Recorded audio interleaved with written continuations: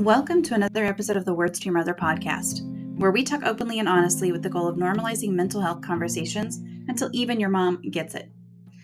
Today's show is an interview with Jason Gant on mindfulness and well-being. I really hope you come away with some mindfulness strategies you can put into place during your week. I know that I definitely did.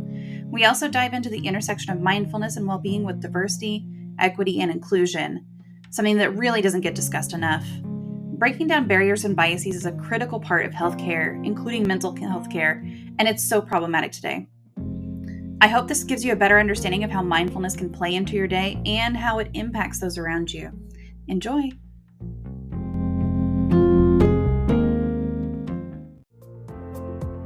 Hi, everyone. Welcome to another Mental Health Monday. I'm really excited for today's guest. We're going to be talking to Jason Gant. Really super happy to have you on here. Actually, Kevin of Laugh for a Purpose is the one who connected us, and I'm eternally grateful for him for suggesting that and for, I guess, prepping you a little bit for it too. But Jason is a learning designer and facilitator with a specific interest in mindfulness and athletics. He has helped support healthy and inclusive communities, youth, workplaces, and teams globally, and is a certified mindfulness EQ coach trained through Search Inside Yourself, the global mindfulness platform developed at Google. He's also a business development lead, designing the first youth and teen mindfulness stress reduction and relaxation program in Northern California for Kaiser Permanente. His experience and practice allowed him to join Calm as a global behavioral health coach and corporate meditation instructor for the Wellbeing app. I have some socials for you. I also have some information on his online class. So if you're interested in checking any of those out, you can peep all of the things that I just popped into the chat. And Jason, thank you so much for joining us today. I'm really excited to have you on. No, thank you. Thank you for having me. This is a pleasure, especially over the holiday weekend. So thank you for everyone joining. So can you tell us a little bit more about your experiences and what made you become interested in specializing in mindfulness? Yeah, definitely. So when you ask that question, a specific story comes to mind, and it's in the realm of sports, and particularly working as a coach at a JC, as a basketball coach. And we made it to the California Final Four of junior colleges of basketball.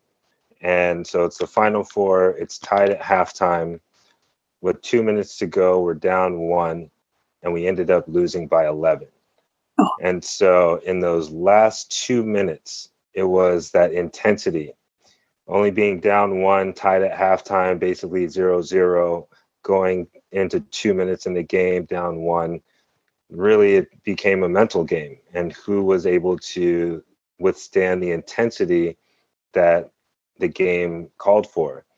And so seeing that happen so quickly, literally in the 2 minutes, piqued my interest of, how do I support these athletes? How do I support these men in being in the moment, being present for all of the things that we practiced, that we had gone through in film, that we had understood to get us to that point? So how could it unravel? And so it was clear to me that there was a mental component and not just physical. Yeah, oh, absolutely. I mean, I'm not a huge basketball fan. I know, vaguely of basketball, but with any sports, I mean, I played soccer, and it's one of those things that you can get completely in your head, and you lose the game because you're in your head instead of in the moment, which is just one of those things that it doesn't make sense sometimes. Whenever you're in the game, you're like, no, I have to focus on what I'm focusing on. But it's more like if you're able to take that step and take that breath and really focus down, then you can do a lot more, and you can understand the bigger picture a little bit. So even though I didn't play basketball or anything, I still get it a little bit, and it's really important, and especially in an intense.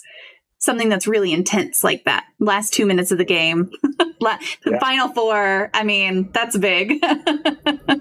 and what really stuck out to me too is, it was the most intense part of the game, and it was the most intense part of our season.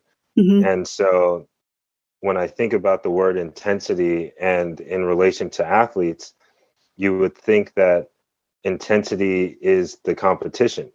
And that's what athletes are going for. So regardless of sport, you're going after that competition and you want to rise to the occasion. Mm-hmm.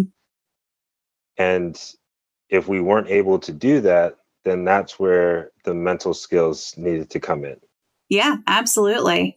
Laugh for purposes here says two of the best people in the mental health world. Love both of y'all. Kevin, thank you so much for being here. Appreciate you, my man. Thank you. Brian, good to see you as well.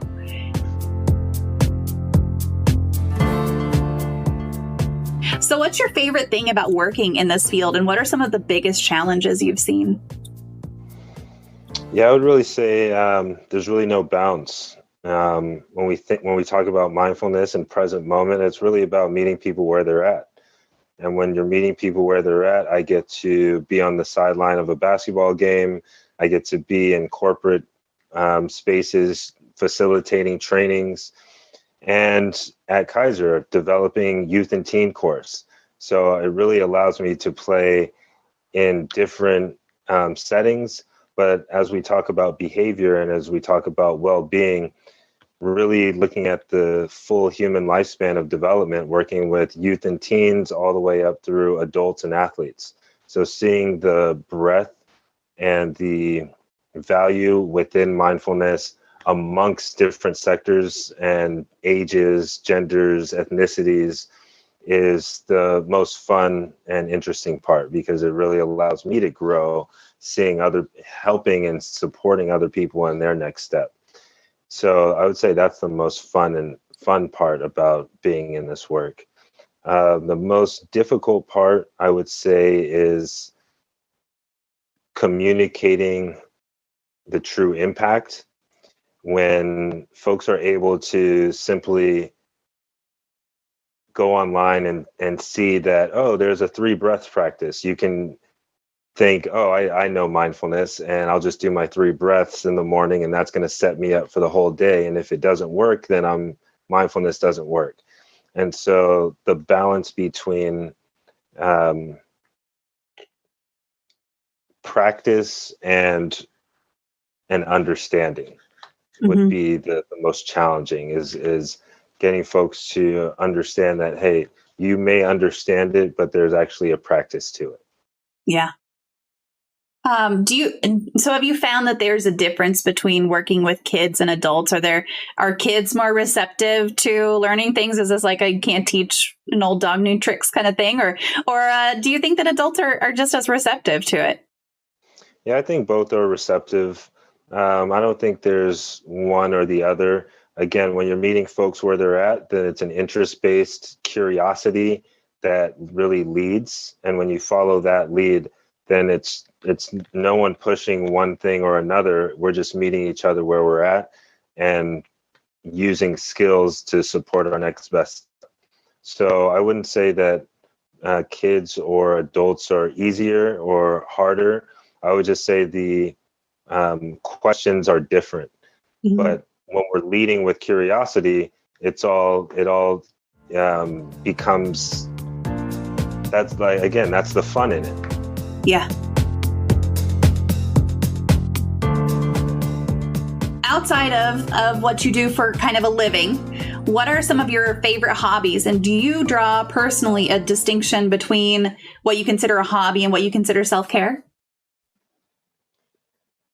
Yeah, that's a great question. So my hobbies, I enjoy sports, movies, comedies, love travel.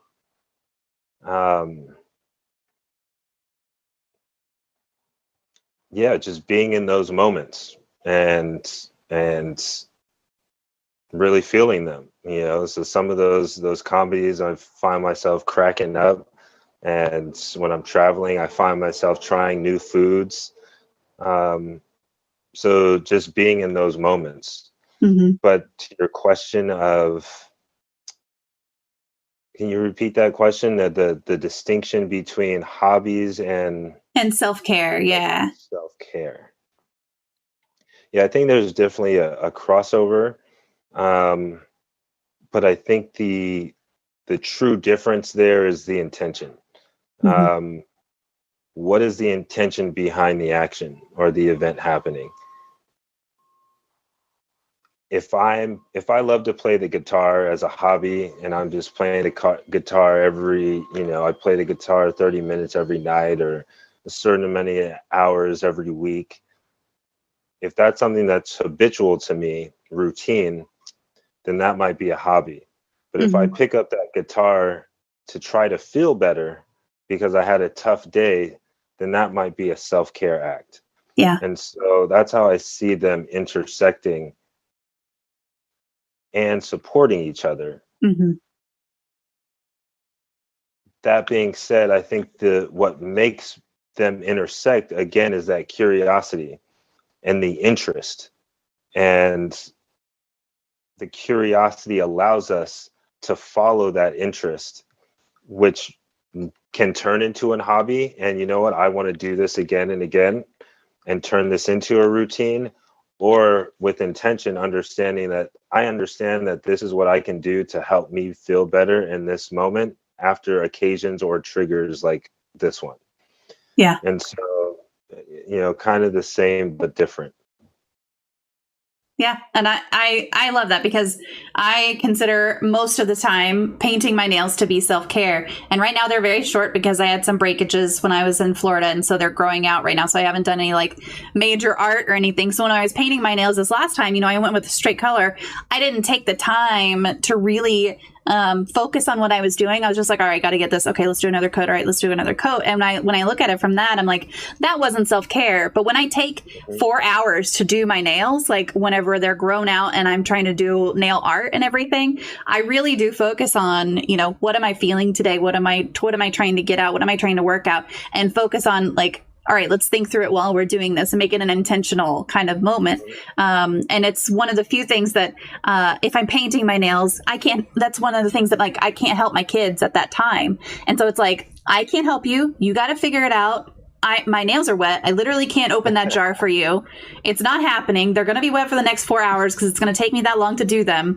And so it's a way for me to just kind of take that time and be like, okay, first of all, help them with their problem solving skills, right? Because I can't do whatever it is for them, but also to say like, hey, I'm taking some time to do something for myself and I'm really focusing on what I need to work out right now. So, it's, but yeah, you could definitely have weeks like this week where I was just painting my nails. It wasn't self-care. I was just getting it done.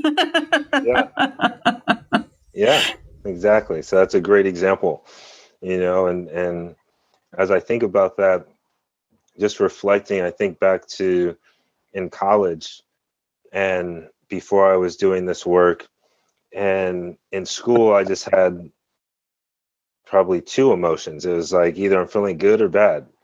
And I remember when I would feel bad, I would go to the gym and I'd play basketball. That was option one. Option two is just go to sleep. And when you wake up, hopefully it's gone. And I distinctly remember those being my only options. And Wow. So to your question now, as I, now doing this work, I had the intention and understanding that, okay, if I go to the gym, that'll make me feel better. If I move my body, that'll make me feel better. Or if I just go stillness and just turn off, it'll make me feel better. Yeah. There was no in between. And so, this question is making me reflect on like, there was a piece of self-care within that. But I think the hobby and the passion and the interest of basketball and being in the gym and moving led that charge more so than understanding like, oh, this is a piece of self-care. Yeah. Yeah, absolutely. Yeah. I don't think you have to call it self-care for it to be self-care necessarily. Yeah. I mean, if you're recognizing it, then that's great. Yes. But I'm saying, I guess that's where the intention makes it so much more powerful. Yeah. Because if I knew that, I'm going to go to the gym and I'm going to work out and I'm doing this for self-care because I know I need to. Yeah. And I guess with that, what we're saying is that just understanding that there's a proactive tool that you can turn to. You don't have to be in crisis or triggered to do something. And so I guess the self-care piece for me is the thinking about the proactivity. Had I known or had the intention of this is also self-care.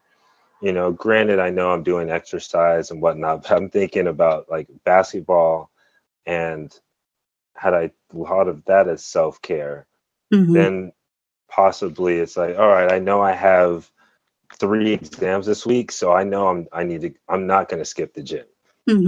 Versus I have 3 exams this week, so I'm going to skip the gym and be in the library. And so again, the power is coming from that intention, but of understandings, like you're saying, that innate understanding versus choosing to that choice. Yeah, I love that. So you said one of your hobbies was travel. Have you missed that the past like year and a half, or have you still been traveling in this time? No, I'm in San Francisco. So we've had pretty strict or open communication about the pandemic and rates and vaccinations, and being a public health undergrad major, I went ahead and I stayed indoors. So yes, good. It's pretty funny to it's like my life is upside down, or I don't know what, but public health was my undergrad. And I said no to public health then to go into finance and, consulting, chasing that prestige and luxurious life, I thought.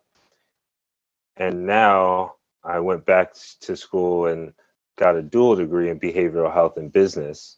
Nice. And here we are looking at the country or the world and saying, hey, do we get the economy back going, or do we get our health back going? And so it's very interesting to have a foot in both circles and to see what's actually happening, and then to see the different responses and how communication is coming out. And so to your question, no, I have not been traveling. Yeah. Do you miss it though? I have been missing it. Yeah. But I've also had the opportunity and chance just to really connect with my circle and folks that I'm tight with. Like, we've been hanging out in small, just me and them, or going to a park or going on walks. One thing that has, as we talk about incorporating travel, I guess I have been going to parks more. So maybe not traveling out of state lines or out of the city per se, but I have been going out of my neighborhood and just doing more walks, getting out into fresh air. So I guess I have been traveling. I have been cross city traveling, exploring my neighborhood, exploring other neighborhoods, getting some vitamin D through natural sunlight. So in that regard, I guess I have been traveling. Been taking my dog out on what I call field trips now, to just different parts. Instead of our normal walks around the block, we're doing field trips. So we've kept it entertaining by being more interested in the things around us, opposed to just walking by and, taking it for granted. Yeah, that's great. At the very beginning of the pandemic, whenever we did go into lockdown here in Texas, and please just ignore everything in Texas right now. Like, I can't deal with it. But what I was saying at the very beginning of the pandemic, that I would see so many people, because I was already working from home. And so I'd see so many people walking by that I didn't recognize just in my neighborhood, because they were working from home, they were doing school from home, whatever it was, they were able to get out and really safely connect with people around them. Like, I would see people standing on one side of the street, talking to people across the other side of the street, and just making that connection where they wouldn't have otherwise if we'd all been in our downtown offices, all day. Yeah. So I think walking by each other. Yeah, there has been some good to come out of this, I do think.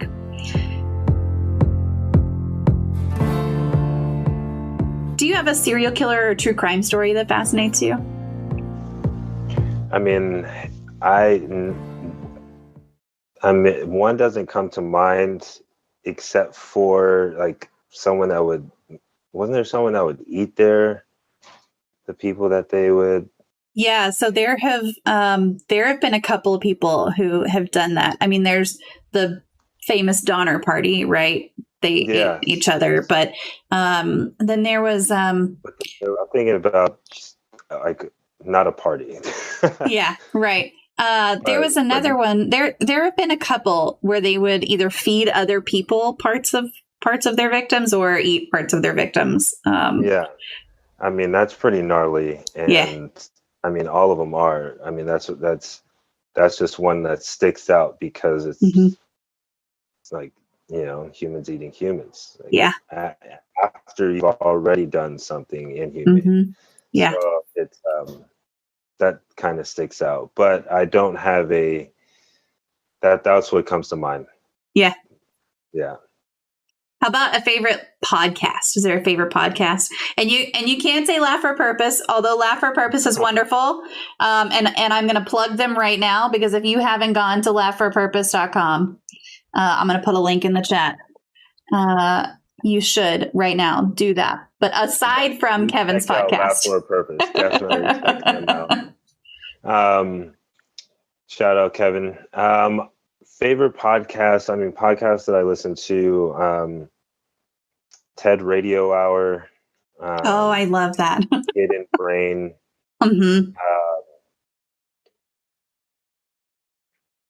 Michael Gervais, like his podcasts.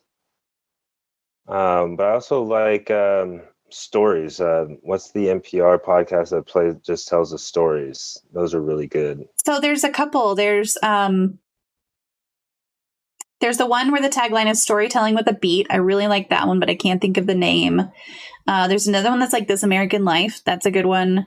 I know there are others, and I've just blanked on the names of them.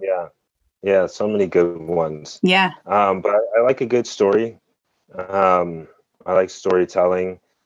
I also enjoy just hearing how others are maneuvering the world. You know, that's whether it's through like a fictional story or through a real life story, or just hearing like, how did you deal with that situation?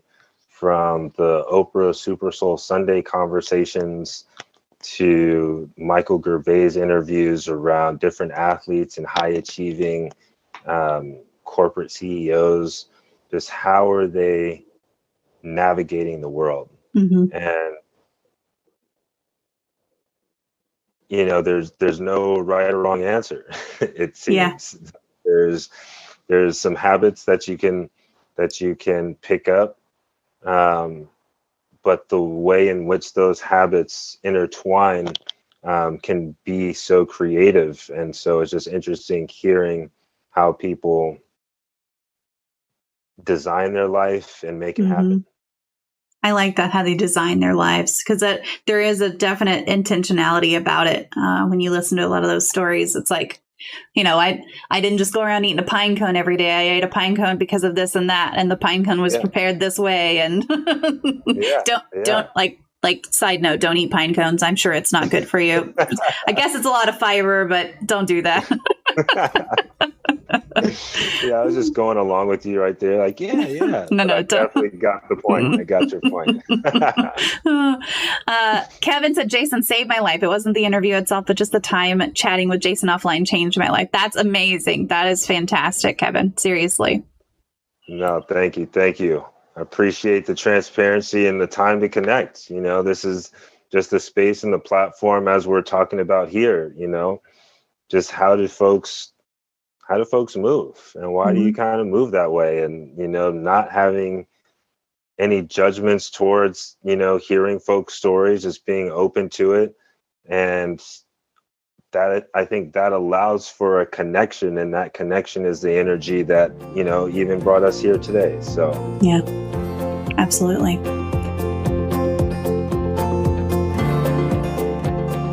So our topic tonight is mindfulness and well-being and the intersection with DEI.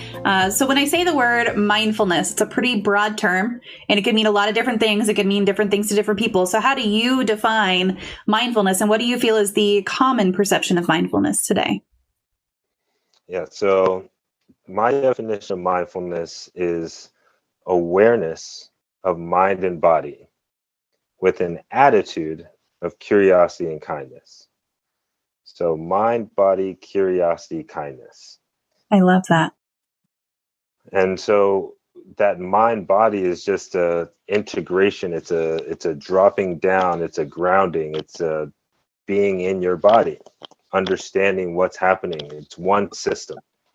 Often, in the US, we like to think of the mind and body as two separate things. But as we both, started off the show talking about the soccer and the sports, the mind body connection is one. And athletes really understand that. But when it comes to healthcare or taking care of ourselves, we think of them kind of separate. And so really, that's what behavioral health is really that integration of mind and body. And so mindfulness is taking it a step further and saying, hey, within your mind and body, be kind, be curious, be interested. Because we're out here living amongst community. And so your lived reality is a little different than mine. Mm-hmm. And so how can we find the commonality within that difference? Or just have understanding that there is difference without judgment. And so that's why we lean on the curiosity and kindness. And that's truly what makes it mindful. That's why it is mindfulness, because it's an understanding and an action. It's an understanding of mind and body, but then the action of curiosity and kindness. It's very easy to understand how you feel. Someone just cut me off in traffic. I saw it with my eyes. So I know in my physical body, I am getting upset. I'm about to flip my lid and I'm ready for road rage. But that second step, or going a little bit deeper, is that curiosity and kindness. Offering kindness, follow that by curiosity. This person must be in a rush. I hope they get there safely. I'm glad that we actually did not get in an accident. And then moving from that place instead of the road rage. So we have both options, and we always have both options. But in that moment of intensity, like my team, sometimes it feels like we only have one option. And that option is the intensity that we feel, which then sends us into that fight or flight state that says, right, I'm not okay, I must run. And when we're running from our goal, we're not helping ourselves. So that's why it's even more potent that we have this kindness and follow that curiosity, which is ultimately just an interest. Curiosity is about having that wonder and that interest in the unknowing. Yeah, that's great. I always tell myself whenever somebody cuts me up in traffic, because I have a tendency to get pretty upset when someone's in my way when I drive. And my 14-year-old can vouch for this, because we had a conversation about it the other day. But I'm always just like, come on, if you're not going to go the speed limit, go scoot over, whatever it is. But if somebody cuts me off or whatever, I have to. It's that initial reaction of, what the hell, man? But then I always tell myself, you know what? Their mom must have just had a heart attack. Maybe their wife is in the car and having a baby right now. You don't know what's going on in someone else's life. But it does, like, my initial reaction is that, hey man, what the hell? But it takes just a couple seconds to reframe it a little bit. And I think it's important to do it.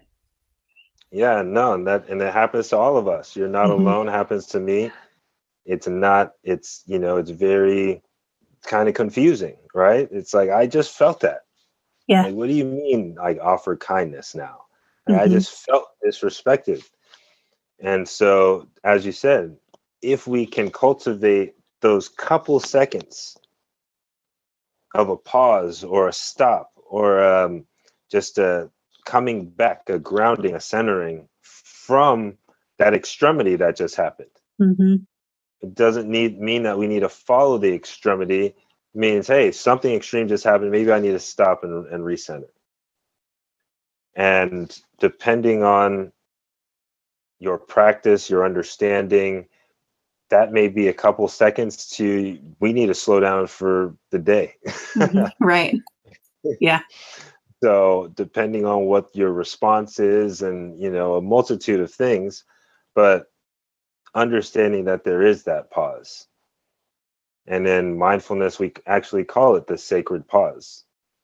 Oh, I like that. That moment where we just take a second for ourselves to just get back online, to get back into that window of tolerance. The sacred pause. That's really poetic. I like that. I like that a lot. Yeah. So what do you think is the kind of more common perception of mindfulness today? Do you think it's that, or do you think that it's something else? I think the perception of mindfulness is that it is easy, that I can turn it on and off whenever I would like to. And I think that is also the danger. Yeah. Because, whenever, regardless if it's mindfulness or any interests, sometimes when we think we're too good at it is when it comes to bite us. And unfortunately, or fortunately, we're talking about emotions and moods. And so, we've seen the extremities and the differences of like ultra kindness. We're seeing, the world chef going all over the world after these disasters, providing meals for folks. But then we also see horrendous things that are happening in the world. And so the danger or the tricky part is how do folks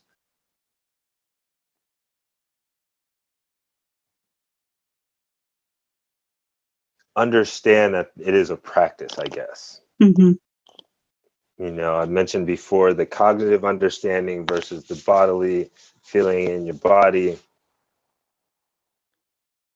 but then being able to see, 3 breaths is a practice. Yeah. And 3 breaths may not be able to sustain your day if you have, 5 negotiation meetings. Right. The 3 breath practice that you just looked up may not sustain that. Yeah. You may need some coaching or a group class or a deeper practice to get to that point where 3 breaths is helpful. Mm-hmm. But 3 breaths works because it creates that sacred pause. Yeah. So the misconception is that mindfulness is easily understood and thus can be easily practiced. Mm-hmm. When the catch is that it must be a practice for it to be an understanding like that. Yeah. I mean, the 3 breaths is like, it's a tool in a tool set, and the mindfulness as the practice. And so people see a tool. It's like, I mean, it's just like with any other thing in health. People see a tool and they're like, okay, so if I implement this tool, it'll fix me, or it'll fix this problem that I'm having. When really what you're addressing is one very small part of the whole picture.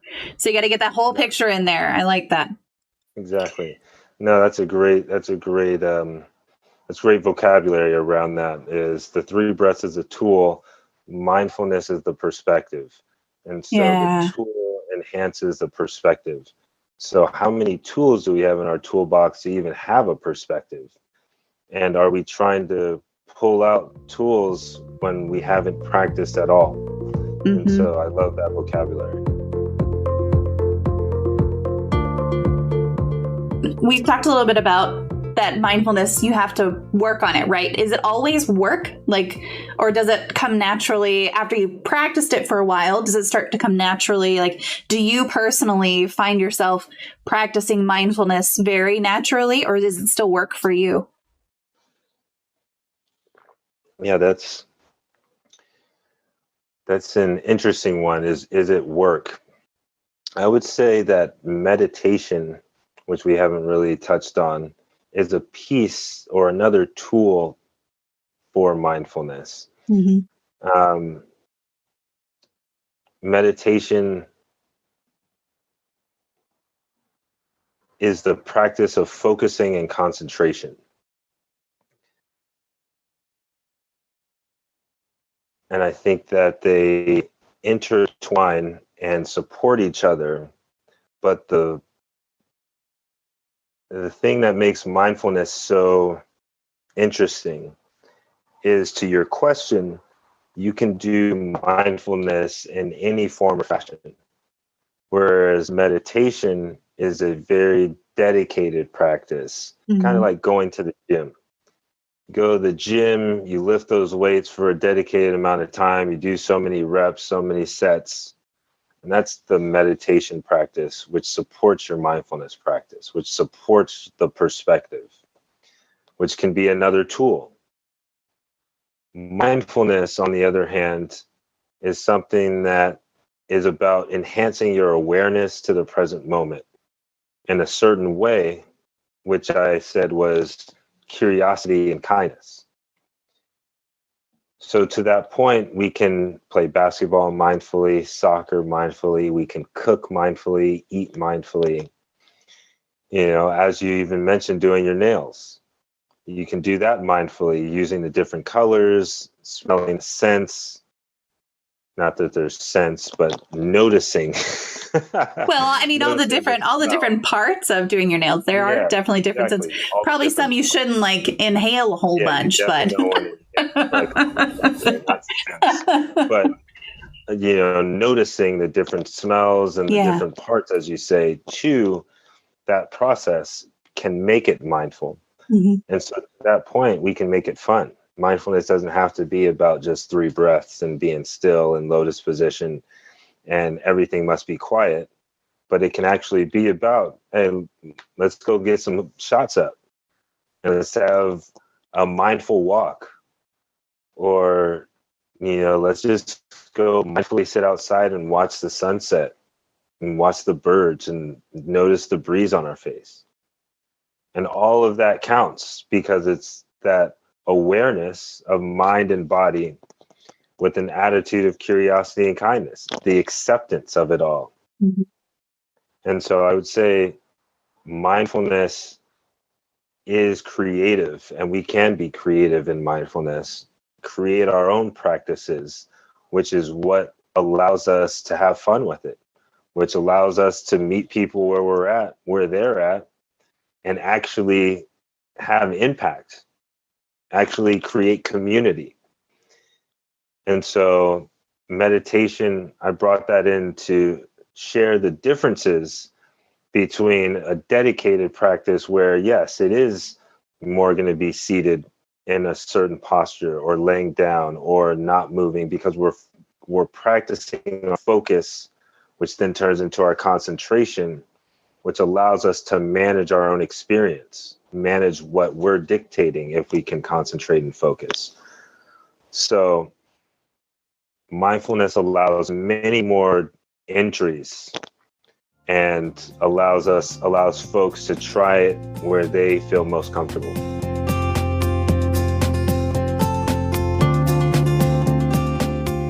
Are there some easy ways to practice mindfulness when you're in different environments like work and home and when you're playing basketball? Yeah, so if we just were to think about it in, you know, in a most macro perspective, how do we find the sacred pause? And where can we take a sacred pause? When is it okay? And that's the creativity, the innovation, and where we can have some fun in designing how to create a mindfulness practice. One that throws a lot of folks off in the corporate space is just a moment to arrive before meetings. Corporate meetings, executives wanting to get work done, having very little time, having to make a lot of decisions. They want to get in the meeting and just start talking.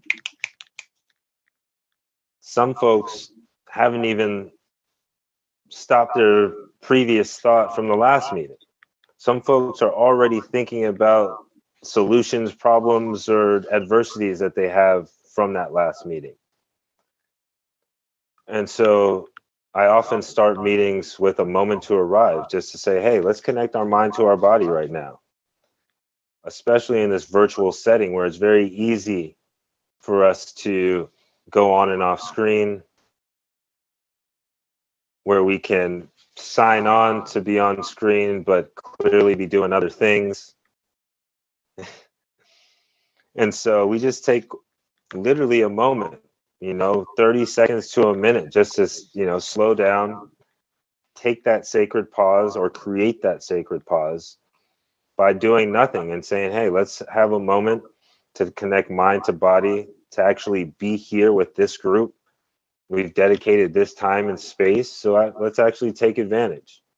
So whatever, thoughts, feelings you had from before, let them go right now so that we can put our best foot forward during this hour. And just, that a lot of times takes folks off guard from starting a corporate meeting in that way, but can be very helpful in just setting the tone and then impactful in the work that we actually get done. When we think about in athletic moments, I just read that Steph Curry is able to slow his heart rate down in a matter of a timeout by controlling his breath. And so if you just think about that, from a professional standpoint, especially thinking about the Warriors or championship level teams, we used to think, it must have been their physical talents. Look at all these threes Curry can make. But how about the ability to control his breath in the duration of a timeout, and to significantly reduce his beats per minute? When other players are still trying to get water, they're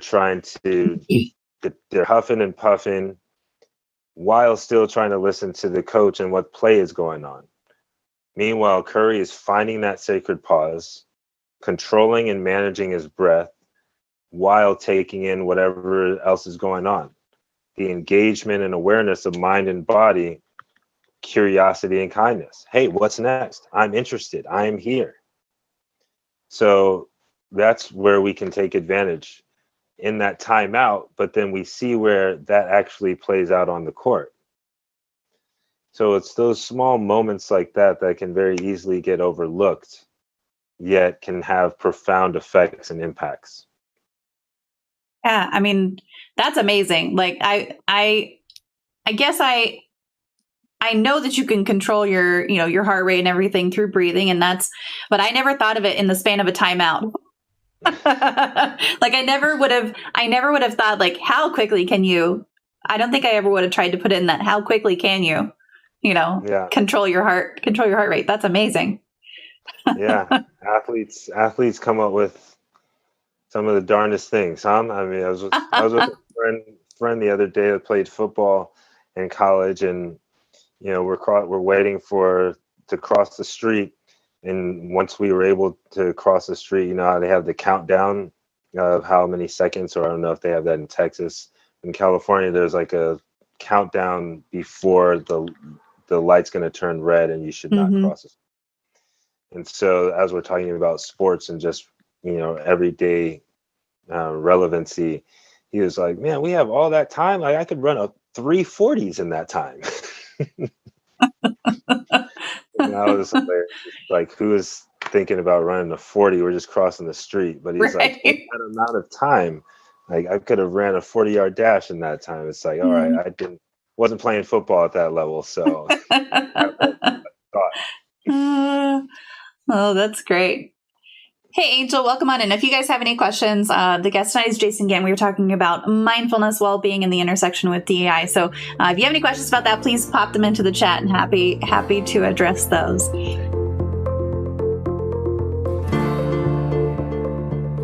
the past year and 6 months have really challenged a lot of people in a lot of different ways. We've kind of already talked about some of the challenges, but are there any specific challenges to mindfulness in today's world? And I'm thinking about you talking about the Zoom meetings already and just kind of like everything's a distraction. And do you feel that any aspect of mindfulness has been made easier in the last year and 6 months? Oh, definitely easier in the just in the slowing down of people. This, as we talk about awareness of mind and body, we're talking about the self. And so folks have been forced to slow down, forced to think about their patterns, forced to think about their behaviors and being indoors all day. How am I going to act when I go outdoors? How am I going to interact with someone that doesn't have a mask? So much has become about behavior, and what we actually want is compassionate behavior and kindness. And for us to understand that we're all going through this together, there's not one person better than the other or one group better than the other. And so we now have that opportunity from everyone slowing down, everyone being more self-reflective, whether you wanted to or not, and giving us the platform and the space to have conversations like this. Yeah. So yeah, thank you for having this discussion and using your platform and getting the word out there about mental health and its importance, because it truly is important, and folks need to know that they're not alone, that we all need support. We've all needed support at one time or another. And, I really appreciate this platform that you're sharing and for having me on as a guest. Mindfulness is just one piece, one tool in our toolkit. As we talk about the full, what could be a toolkit for mental health, mindfulness is just one piece. It's not the end all be all, but it's the piece that I think allows me to meet folks where they're at and to still provide impact without diagnosing or saying that this is what's wrong with you in order for me to support you. Yeah. Well, I appreciate you saying that. I mean, talking about mental health, I think, is something that it's just increasingly easier and easier to talk to people about it. And I've noticed since I started talking more openly about mental health and focusing on mental health, that it's become easier and easier. And even now, it's like mental health is health. It's got that word in there. You've got mental health care. You've got your physical health care. But they're both health care, right? So I think whenever the pandemic started, at least my company, I know some other companies as well did this, but they sent out a memo and they were like, if you need extra counseling sessions, like this shit sucks for everybody. So if you need some extra help right now, it's understandable. We want you to get that help. Here are resources. And where before I started talking about anything mental health related, and I was still with the same company, but back then, 3 years ago, it wouldn't have been talked about at all. Like that wouldn't have been a thing that would have been considered. And so I think part of not only the pandemic, but where mental health acceptance was trending, because everyone has mental health. Everyone, 1 in 2 people are going to struggle with mental illness at some point in their life. Everyone has mental health. 100% of people have mental health. And so I think that it's gotten easier and easier to talk about it. And mindfulness is a big piece of that. So. Yeah, I mean, the WHO actually defines mental health as a state of well-being in which the individual realizes his or her own abilities, can cope with normal stresses of life, can work productively and fruitfully, and is able to make a contribution to their community. And so thinking about mental health in that context with that definition, if we look at it from a macro perspective, it's I hear, are you doing okay? Or are you not doing okay? And no more than that. Are you okay? Or are you not okay? And if you're not okay, then we need to support you. And if you are okay, then wonderful. How can you support someone else? And so, yeah, mental health is huge. And Mm-hmm. we think that it needs to be some clinical huge diagnosis where, this person is so far gone that, that was a mental Right. health issue, where I'm not feeling so good today. And I don't know why. Maybe it's because it's like not sunny outside, but maybe there's something deeper going on. Or, maybe I didn't get that good morning from my partner like I wanted to, or Mm-hmm. whatever it could be. Am I doing okay, or am I not doing okay? And is there support? Yeah. Yeah. I mean, it's important to have that support even when you're doing okay. And I think that's where that mindfulness piece comes in, is you knowing where you are, because you don't want to get to where you're having a breakdown. Like, you don't want to get to the point where you're past the point of no return, or you're just kind of to a point where you're non-functional. Like, I experienced burnout this year, and it was not fun. It's not a pleasant thing, but like, I allowed myself to get there, right? It wasn't I could have stopped it at some point. Like, had I been more mindful, I think, about what I needed and what I was going through, I think that could have been something that I could have controlled a little bit better. Not that you can control everything. I wish. But if we have that mindfulness about ourselves and that mind-body connection, and approaching it from that aspect of curiosity, I think that's a really nice way to put it. Yeah. Yeah, it doesn't have to be more complicated than that.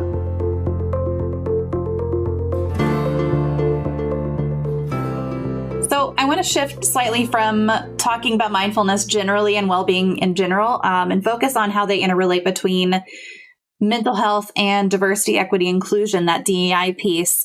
Broad strokes, can you kind of break that down for us? Yeah, so I just kind of shared the definition of mental health, diversity, equity, and inclusion. With diversity being really about variety, having a mix. Equity is really about having that quality of being impartial and fairness. And fairness, not everyone gets the same thing, but everyone gets what they need in order to succeed. And that level of equity really creates a sense of belonging. And when we talk about mindfulness, which is that mind-body awareness of the present moment, then we're truly talking about belonging. Mm-hmm. And we're talking about belonging in spaces wherever I go, wherever the I goes.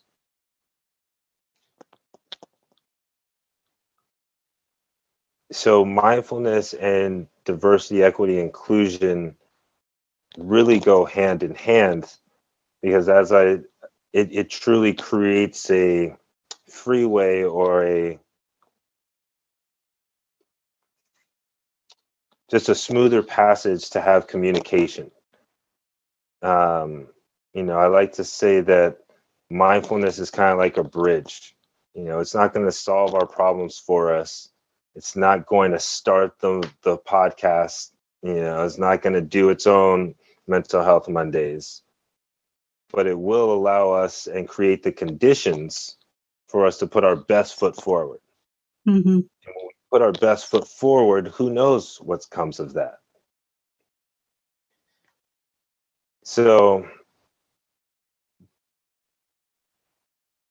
diversity, equity, inclusion, mindfulness creates the communication or the allows you to drive through that bridge.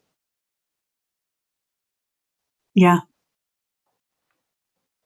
Are there any? Oh, go ahead. No, I was going to say, yeah, it's really how mindfulness is a way in which you really navigate the bridge. Mm-hmm. That Yeah. mindfulness bridge. And gives vocabulary and language to be able to connect with others. So that's what we're really trying to do, is have folks connect from different backgrounds in a singular place at a singular point of time. And how do we get each of these individuals to feel a sense of belonging Mm-hmm. at that point in time?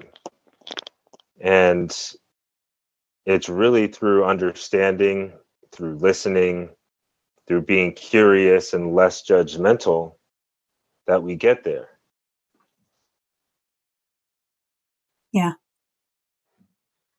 I think that's the part of everyone feeling like they have a voice. But it's not just that they can get there, because you're right. You can give everyone the tools. You can give everyone the tools they need, not just everyone the same tools. You can give everyone the tools that they need. But if they don't feel like they belong, they're still not going to feel comfortable using their voice. And so it's really important to kind of all of that has to be there. Otherwise, if you're just looking at diversity, then you're not necessarily going to get everyone to bring their best value. They're not going to bring their best selves to whatever it is you're trying to do.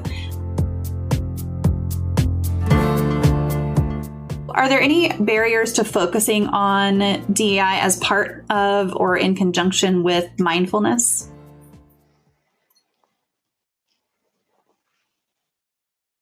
Yeah, I would say a real tough one has been in general, but then drilling down or double clicking on it, even for me, has been with men and training men, has been compassion.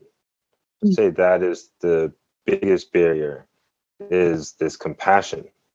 And folks feeling vulnerable and compassion rather than strength. And so I think men have had a harder time with this showing of compassion, being kind and considerate, especially amongst each other. You know, when we think, especially around sports and locker rooms, when we think about toxic masculinity. So the notion of compassion and how to have compassion would be the biggest hurdle. Mm-hmm. I think compassion is really having empathy for others, and it's the doing, it's the action part. And so we get a little deeper than the understanding of someone else's experience, which is empathy. And we go deeper by then having an action with that understanding. And that's what makes it compassion. That's what makes it a compassionate action, is that I felt the empathy, and then I did something about it. And I would say maybe that's the biggest barrier, is creating the community. Mm-hmm. You know, we have the self-awareness piece of understanding my mind and body, but then outwardly, how do I understand myself enough to be in service of my community, Mm-hmm. and to uplift and support others? And so that's really a compassionate stance. And so I'd say compassion would be a barrier. Yeah.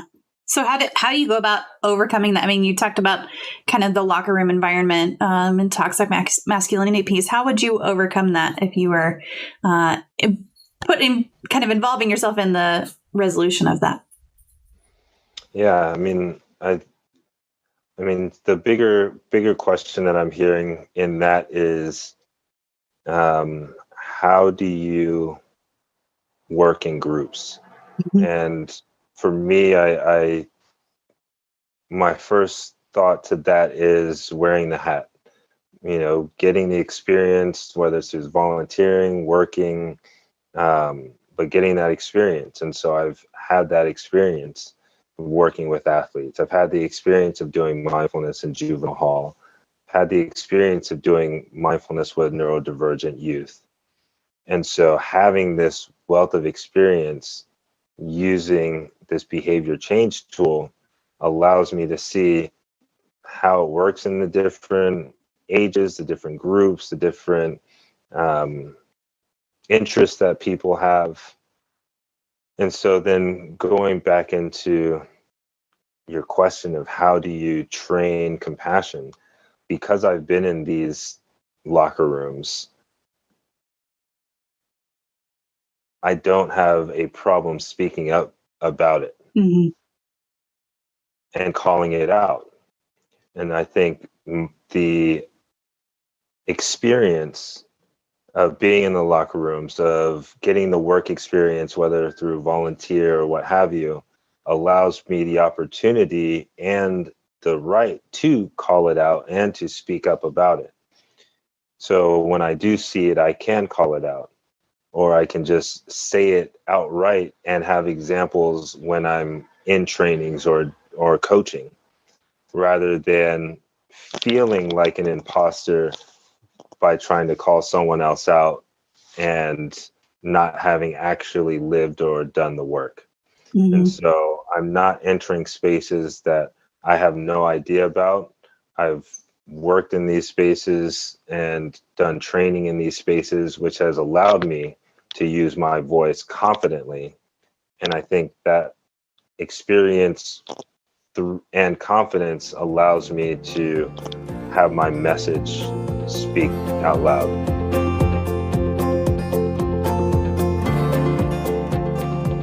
Can mindfulness help break down some of those biases and barriers? And if so, how and which ones?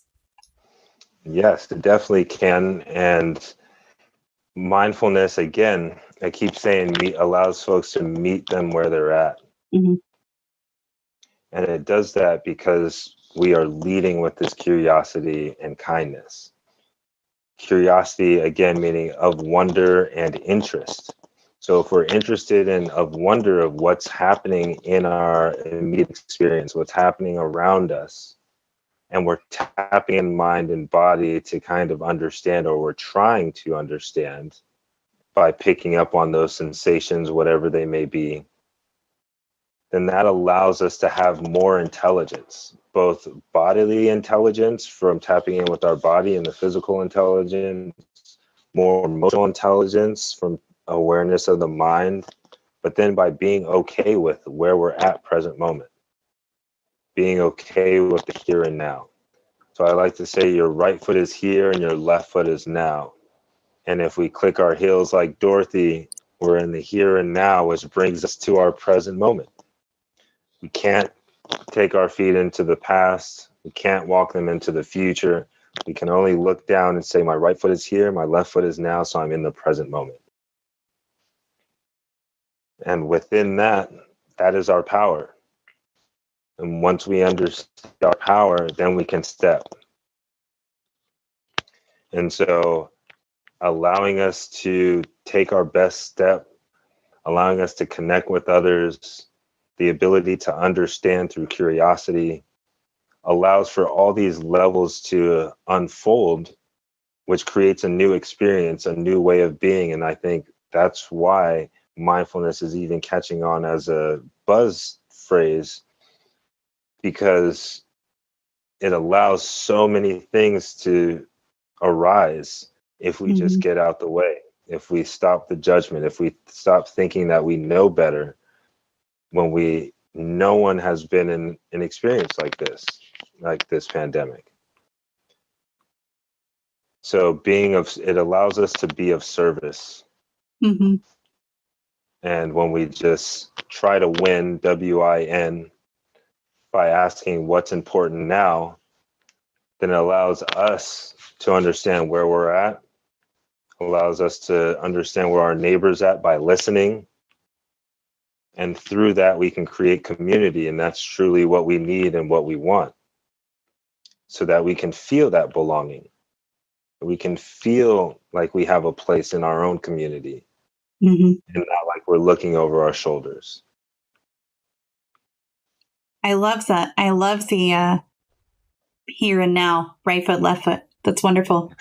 That's and I mean the clicking the heels, like that's memorable, right? That's a memorable thing to say. Alex, thank you so much for that rate. I appreciate you bringing your community here. So our guest tonight is Jason Gant. If you are interested in asking any questions, we do have a question queue open. Our topic tonight is mindfulness, well-being, and how it intersects with DEI. So feel free to ask any questions via the chat. Frost thank you for that effort there. Appreciate it. Much love. Thank you. Y'all feel free to, y'all feel free to engage in the chat if you want. Mindfulness can be a really great tool to help you sit with discomfort, regulate your own emotions, learn from those around you. Do you have any personal examples of how you put mindfulness to work in an uncomfortable situation, or how it helped you be more inclusive? I mean, the first story that comes to mind is just using it in an outdoor context. So that this was my first time doing mindfulness, teaching outdoors. Super excited. Always, I had done it in conference rooms or classrooms, gyms, but always indoors. And so always places where you kind of had to like keep your voices down. And so this was really exciting. It's like, all right, we're outdoors, you can be as loud as you want. Like, what does mindfulness mean when there are no volume restrictions? And so, was out there with, how old were they? From 5 to 8 years old, neurodivergent youth running a social emotional learning camp. And neurodiversity meaning that they're on the spectrum. And what I quickly realized is that those on the spectrum have a very keen understanding of how they feel and can demonstrate it in a demonstrative way.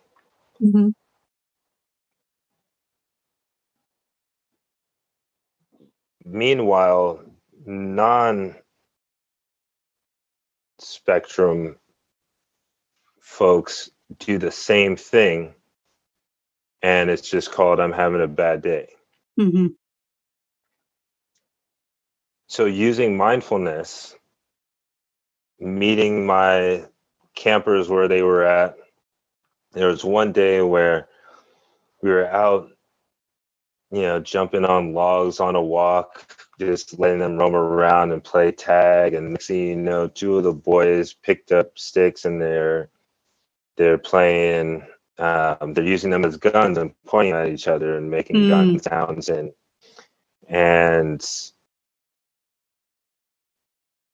the first thought in my head was like to yell and say, stop that, or, just to stop that action. Just my first thought put a halt was to it.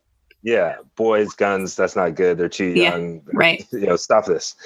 And then I think my personal mindfulness practice allowed me to have that sacred pause and catch myself and say, wait, you're the leader, you're the emotional coach here. So set the tone, and what is a better way to teach or use this as a moment? Or is this even a moment? Is this a moment? Like, do you not want to do too much? So anyhow, was able to stop the boys from playing because they were kind of running. So just kind of getting in between them gently so that they could stop running, and just shared, hey, like, it doesn't feel good to hurt our friends, right? Like, we're making friends here at this camp. And they both agreed, like, yeah, we're trying to make friends, and kind of said, like, we're just playing. And And it was like, okay, well, that's great that you guys are playing and making friends. But let's not hurt our friends. Let's not shoot our friends. And, I said, if anything, or I may have asked them, what they're shooting. They said bullets. And I said, all right, well, how about let's not shoot bullets at our friends and let's share love. And so I was like, I kind of just told them, like, hey, from now on, you're shooting love potion. And so Aww, from then I on, love that. they started picking up their sticks, and they're like, oh, love potion. And so they're like chasing each other with love potion now instead of bullets. Mm-hmm. And so that's just one example of comes to mind of how to infuse mindfulness into the coaching or the teaching or just in everyday life. It didn't have to be a camp. That could have been a parent and their child or whoever. Yeah. And the mindfulness piece is the awareness of mind and body. So, all right, my mind just went to stop. My body wants to run over there. Instead of doing that, we can walk over there like they're not in trouble, but I do want to correct something. And so having that sacred pause and then having the second piece, which is the curiosity and kindness. All right, so how can I allow them to continue playing? Right. Not disrupt their fun altogether, but just switch the goal, switch the perspective, make it more loving instead of trying to quote unquote hurt, which they, don't know what they're really doing per se at that age, but don't even need that to be, a habitual just thought of like shooting and bullets, where we can just redirect that to shooting love potion and instilling some compassion for our friends that we're meeting. So yeah, and you met them where they are, right? Because you went up to them and you're like, hey, what are you shooting? Like, what are you doing? And they're, well, we're just playing, and play is an important thing, right? So how can we change it a little bit? I really think that meeting kids, especially where they are, and like genuinely asking them what they mean by what they said, and then listening to their answers is such a really important thing that a lot of people don't take the time to do. Because I know, like, I've had to have the sex talk with my 7-year-old already because he asked me what sex was, and I said, what do you mean? What do you mean by what is sex? Like, what's the context for what you're asking me? And the first time he asked it, he meant like, what is sex as in gender? And so that was a real easy, because that was like a year ago. That was a much easier conversation than whenever you hear what is sex. Like, I was like, okay, here we go. But no, he just literally meant, what does that mean? Like, what does this mean, sex? And I'm like, well, male, female, another gender. Like, that's what that term means in the context that you're asking. But had I not asked, I would have gone down a whole separate conversation that he wasn't interested in knowing. Like, or maybe he was interested in knowing, but he hadn't asked me to explain. Yeah. So No, you're right. Exactly. So I really like that you met the kids where they were and you took in the information. And it is hard to pause with kids, especially if you're like, stop doing something right now.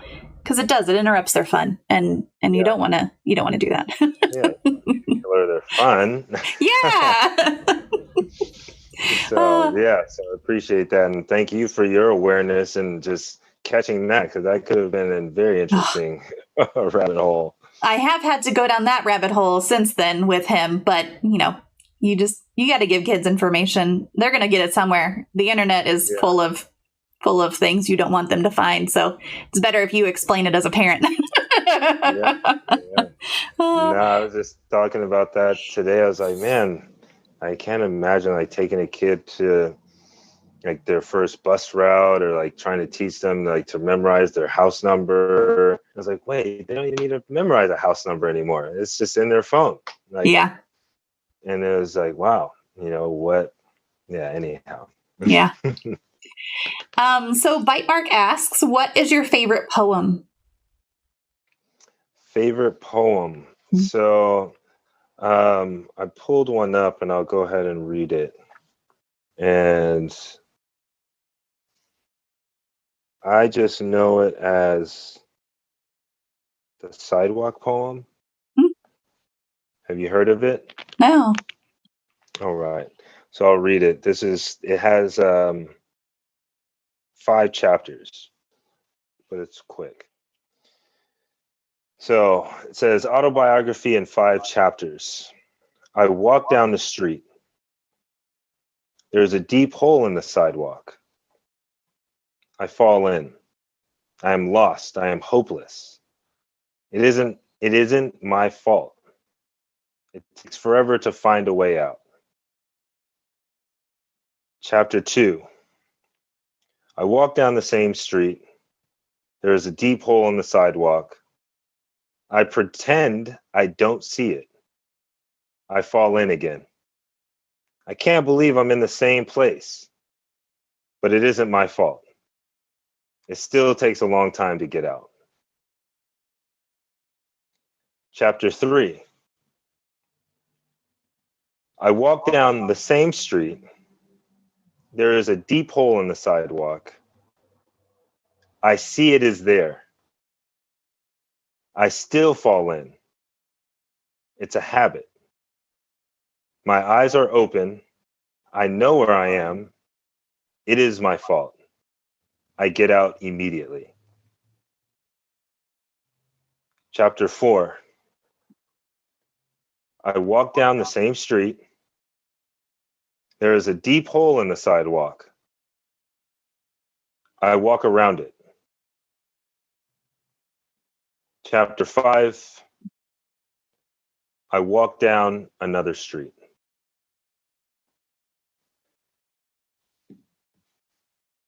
So that came to mind when asked that question because it really encapsulates mindfulness for me, what mindfulness means to me as a practice, and ultimately how easy it is to be on autopilot in our entire life. And I see mindfulness as a way to step into aware, as a way to walk down that different street before having to fall in 4 times. Yeah. It's that new perspective that gives us the opportunity and the chance to create a condition that is different from our routine, habitual, reactive selves. And so that poem really speaks to me because I've probably done that a million times, or know I've done that a million times in my life. And so just to read that is just like, wow, like how did it take that many chapters? Yeah.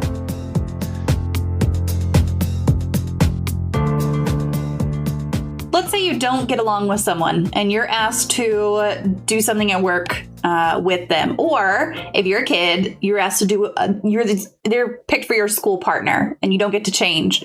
How can mindfulness help in that situation? The first thing that comes to me, we brought up some tools, so I'll share another tool here, mindful listening. Mm-hmm. So mindful listening is all about putting on your curiosity cap. You're putting on that cap to understand, to listen, and you are not cutting folks off before they're finishing their statement. So truly, you're giving someone else the stage when they're speaking. A lot of times we hear like one mic, but then someone interrupts the one mic, so then there's this mic is the predominant mic. Mm-hmm. But instead of having this one mic, just mindful listen. So when one person is speaking, fully give them the stage, fully give them the opportunity to get out their thought. And if they lose their train of thought for a second or two, not interrupting and jumping in with your own ideas, but that sacred pause, mm-hmm. allowing that sacred pause so that they can get back online and finish their train of thought. That skill, that tool that you can practice, which anyone can practice at the grocery store, just listening, not jumping in. just sitting back and listening will allow you to give your partner some space to actually be heard, which also allows them to feel seen. Mm-hmm. And feel like there is a cooperation and collaboration versus I don't want to work with you. So I would say that would be just the first step, and something that you could do, a skill that you could practice right now would be mindful listening and working with folks that may be different from you, may have a different way of thinking, or that you've never met before. Give them the opportunity by mindfully listening, leaning in on curiosity, which is that interest and wonder, but then also that kindness. So even if it is different, we're not judging, we're not beating up, we're offering kindness. Yeah. And I will say it's hard, like whenever you're talking to someone, I do this at work a lot because at work, I'm like, all right, we're having a meeting. How short can we make this meeting? Like how quickly can we get this decision, whatever decision is, let's get it done. Let's get it done. And so I have a tendency at work, especially to, if someone pauses, like I'll jump in. It's definitely a skill that I have had to work on myself for work, because I do have that tendency to jump in with my own thought. And what changed that for me was actually a personality test that we all took on my team. And so we each took Insights Discovery or Discovery Insights, one of the two. We each took this personality test, and it was a very lengthy, not like Briggs-Meyer, but similar length, but and it gave us a printout of everything, and it was pages and pages and pages. Like, here's how you communicate, here's the problem with your communication, here's the strength with your communication. Like, if you're working with someone who's the opposite of you, here's how you should be working with them, here's what you need to watch out for. And I read through that, and it was like, you are a bull in a china shop, and you need to slow down. And if someone comes in, like, it gave me all of these things. And I was like, oh God, this is really accurate. Like, that's pretty scary. But it also gave me tips for like, don't jump in, right? Let there be a natural pause. Frost, I see you in chat. He said can confirm. But it's true, because I'm not the kind of person who enjoys silence. Like, if I'm working and I'm not in a meeting, like, I've got music going. That's I need that stimulation to keep things going. And so it is definitely something that I have had to work on. Bite said Mama needs to remember to breathe sometimes. True facts. I was actually recording a intro for a podcast this morning, and as I was recording it, I was like, da da da da da da. Okay, I had to end where I was going to do it. I was like, all right, you need to stop for a breath. Like, you need to breathe. You need to make it sound better. Sometimes our body will force that moment to arrive if we don't take it. Yeah. So that's a hard thing, but I have definitely, since I started making sure that I make room for other people in meetings and conversations, I get a lot more input, and stuff gets done better the first time, instead of having to have, multiple iterations of things happen down the road. So yeah, what a little bit of space will do. Exactly. Yeah.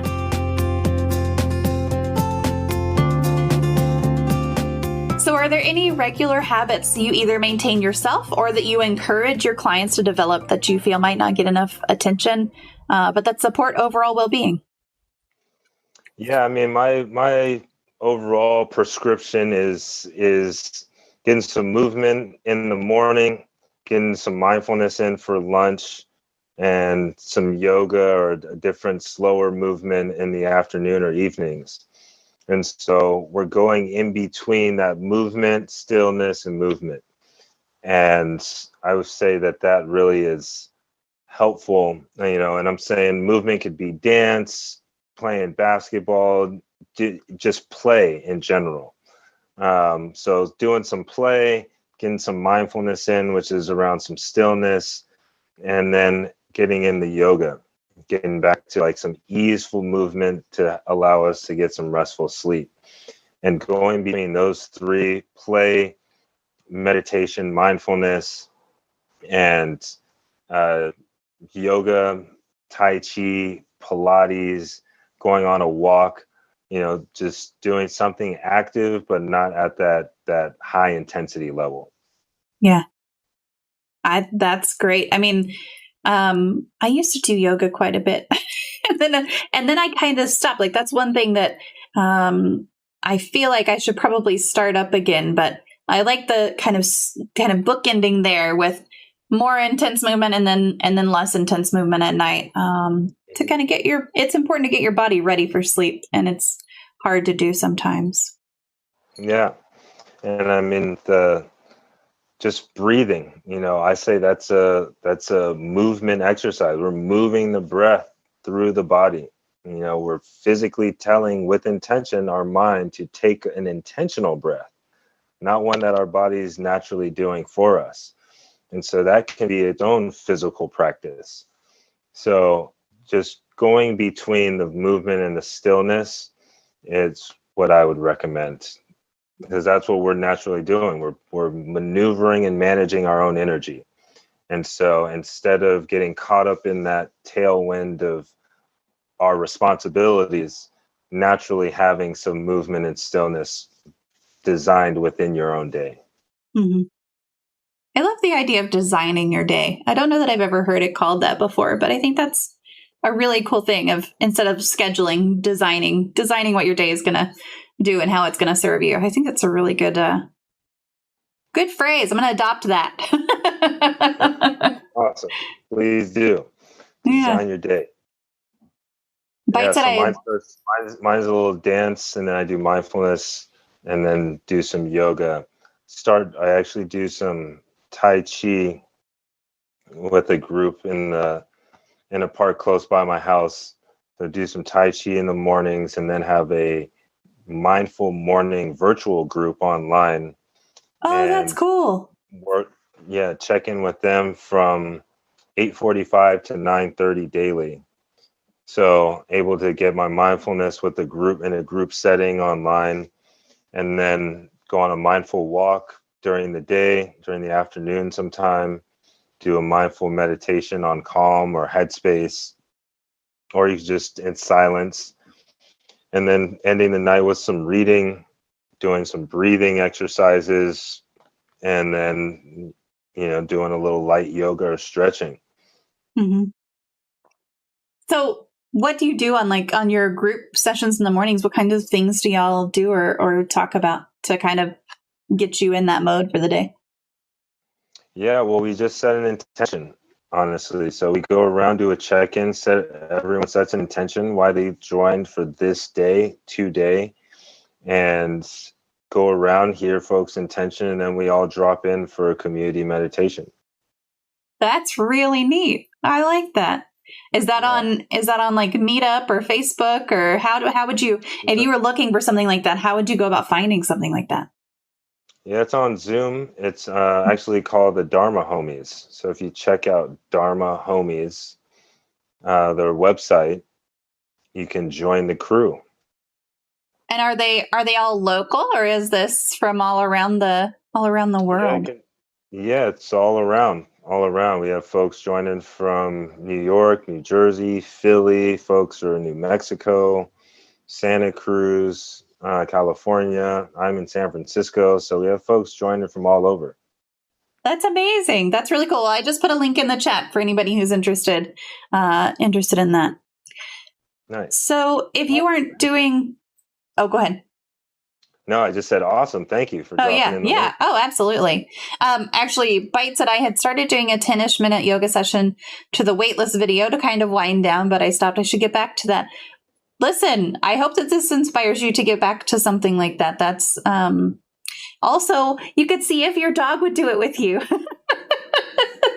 You could be like the yoga dog lady. Yeah. Or your kid. I mean, they already have their downward dog down. Yeah. We're just working on the second pose. Yeah, absolutely.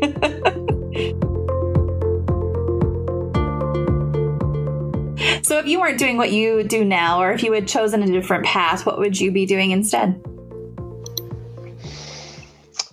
Well, I did choose a different path, and Mm-hmm. that path was, I transitioned from a public health undergrad degree and started working in finance for the next few years, and then the recession hit, and then worked in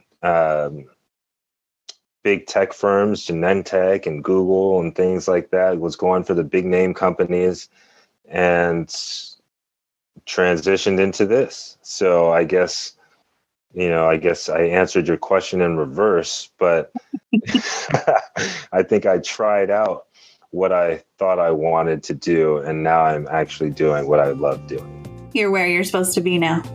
Yes. Yeah.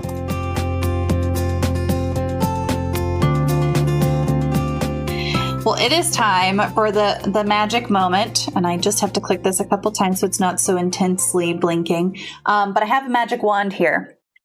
And Okay. I'm going to wave this magic wand, and you get to eliminate one common opinion, misconception, or theory surrounding mental illness, disabilities, or talking about mental health. And you get to tell me what that is. So there you go. It's been waved. What are you eliminating today? I'm eliminating. How do I say this? I would like to eliminate the feeling or the perception, the stigma that people have in thinking that others are bulletproof, that others can take harsh criticism, can be talked down to, disrespected, oppressed. I would like to eliminate that and to let folks know that people feel that. Mm-hmm. People feel hurt. People feel, period. And so let's take away the pain. Let's connect, and let's not aggressively or try to intently hurt folks. People feel, the bullets are hitting folks, and let's stop that. So I'd like to eliminate this notion of emotions don't matter. You Mm-hmm. don't feel that. Because as we heard with the WHO's definition of mental health, are you doing okay or are you not? Yeah. And if we just take it at that, how can I then best support you in putting your best foot forward? So I appreciate that wand. Yeah. People feel. Let's get rid of the criticisms and the harshness. People feel. Mm-hmm.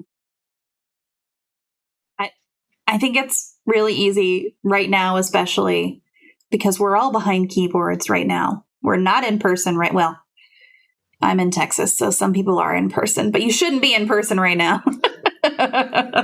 And it's easier for a lot of people to say things they wouldn't say to someone in person. So if you wouldn't say it to somebody in person, don't say it online. I mean, I'll just add to that, like, words still hurt when they're on the internet.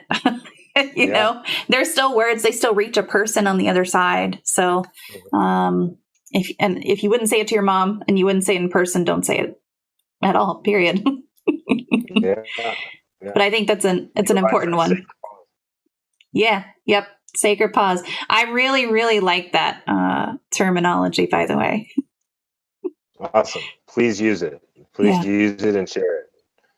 So I'll open it up to any remaining community questions. If you guys have any questions, feel free to put them in the chat. And then I'll just kind of ask you, is there anything that we didn't cover, or resources or sites or personal recommendations or anything that you want to talk about that we didn't cover tonight?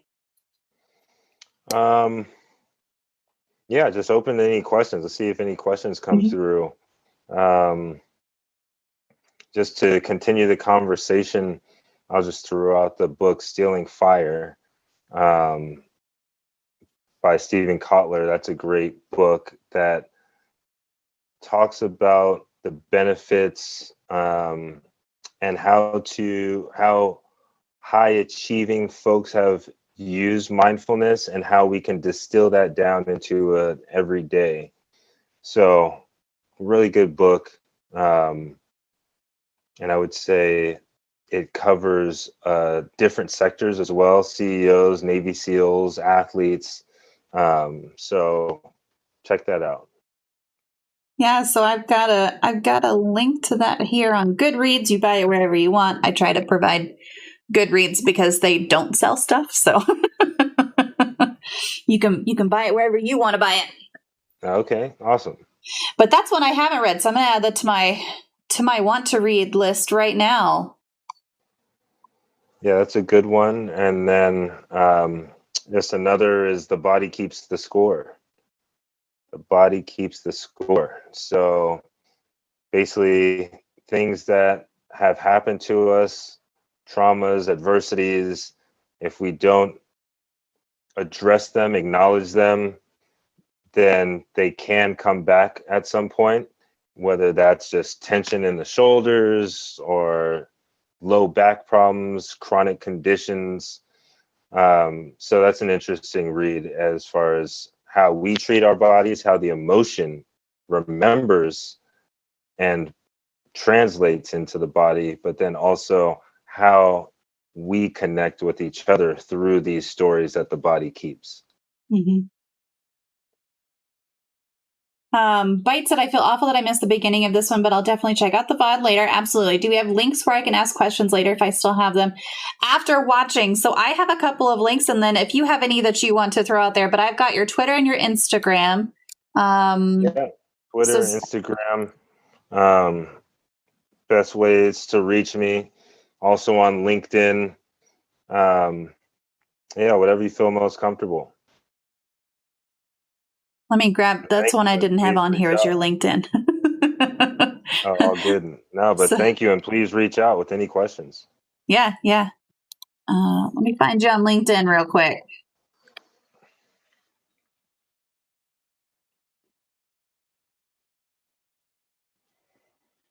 Also do coaching. So folks looking to start their own program.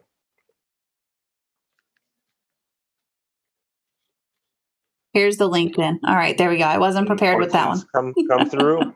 Nope, nothing. Doesn't look like it, but so I will just say again, thank you so much for joining today. Chat, thank you. Give me just a minute to disconnect with Jason, and I'll be back in just a minute. And Jason, thank you again. This has been fantastic. No, this was awesome. Appreciate the space and the platform to share my experience and story. Great questions. Thank you for your audience being here, and I love the wand there. Yeah. That's we got to get a little magic moment in there, right? Yeah.